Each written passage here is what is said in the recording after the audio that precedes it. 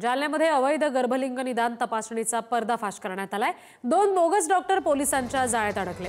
भोकरदन तालुक्यातील नांजा शिवारामध्ये ही कारवाई करण्यात आलेली आहे। गर्भपाताच्या गोळ्या आणि इतर साहित्य जालना या ठिकाणाहून जप्त करण्यात आले। अवैध गर्भलिंग निदान तपासणी करताना 2 बोगस डॉक्टरांना आरोग्य विभाग आणि पोलिसांनी पकडलेलं आहे। प्रतिनिधी गौरव साळी यांच्याकडून आपण आणखी तपशील घेऊयात। गौरव, नेमका काय प्रकार घडलेला होता, कशा संदर्भात आता ही सगळी माहिती मिळू शकली आणि पुढे या प्रकरणाचं आता नेमकं काय होणार?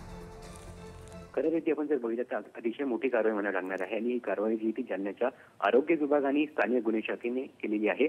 आपण जर बघितलं तर जालन्याच्या भोकरदन तालुक्यातील नांजा या ठिकाणी अवैध गर्भलिंग निदान तपासणी सुरू असल्याची माहिती ही पोलिसांना आणि आरोग्य विभागाला मिळाली होती। त्यावरून ही कारवाई झालेली आहे। त्या ठिकाणी अवैध गर्भलिंग निदान करणारे 2 बोगस डॉक्टर यांना आरोग्य विभाग आणि पोलीस पथकाने रंगेहात पकडलेला आहे आणि त्या ठिकाणाहून मोठा मुद्देमाल जो तो जप्त करण्यात आलेला आहे। आपण जर बघितलं तर मुद्देमालामध्ये गर्भलिंग निदानासाठी वापरण्यात येणारा प्रोब, गर्भपाताच्या गोळ्या आणि इतर साहित्य असं जप्त करण्यात आलेलं आहे।